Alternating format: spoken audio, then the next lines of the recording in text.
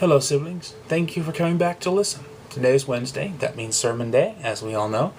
For those of you who are new, I do videos every week. Wednesday is the day I deliver sermons, which is essentially me ranting on topics that involve faith and religion, because religion is a problem and faith is a necessary thing. Today, my sermon will be again to a person on YouTube called Quranresponce, and he makes a comment that says this: Jesus also said he has a God. Real food for thought. Mark 12, verse 29 says, "Hear, O Israel, Jehovah is our God, is one, Jehovah."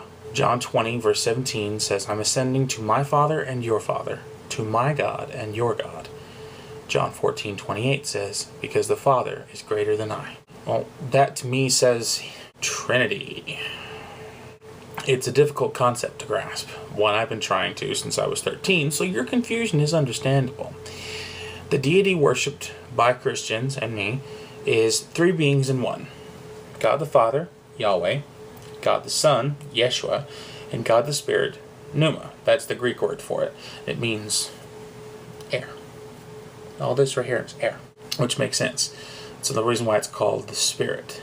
Spirit is air. These three beings are in fact three distinct personalities, indicative of three different beings. They can separate, but they can also rejoin.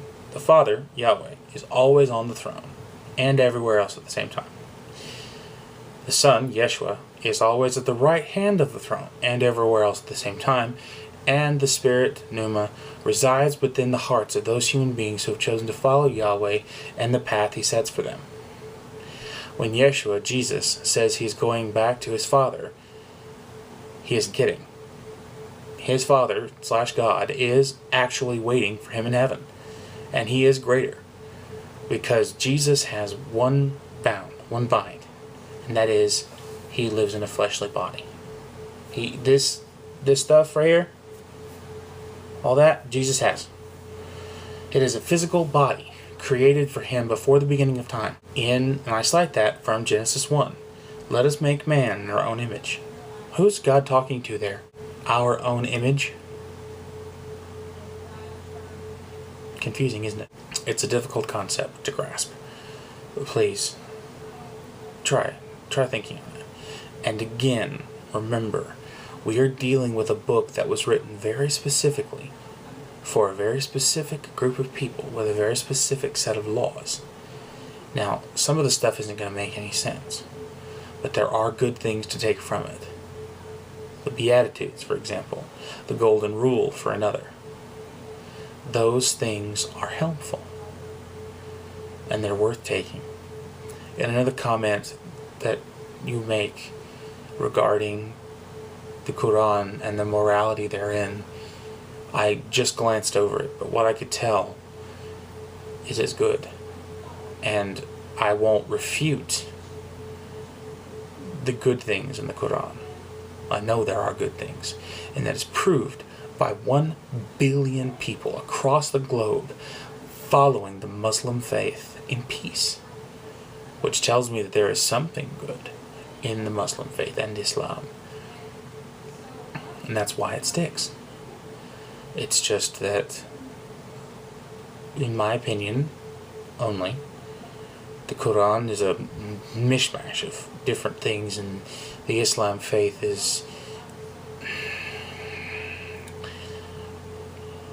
it's all a lie, at least as far as I can tell.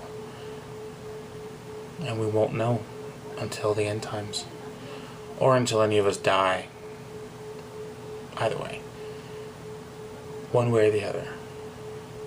If you followed the Quran and you've heard the good news and you chose not to hear about it, that's fine.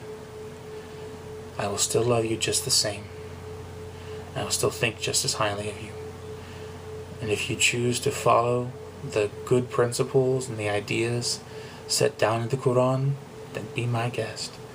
They are good things, and they will lead you to a good place. Let's stay away from the verse of the sword, though. So I'm pretty certain that's the extremists' basis for what they're doing. Anyway, I hope these words have edified you and anyone else who was listening. I pray that they lift you up, and they make you think, and they bring you peace. Be in peace, be blessed, and keep looking up.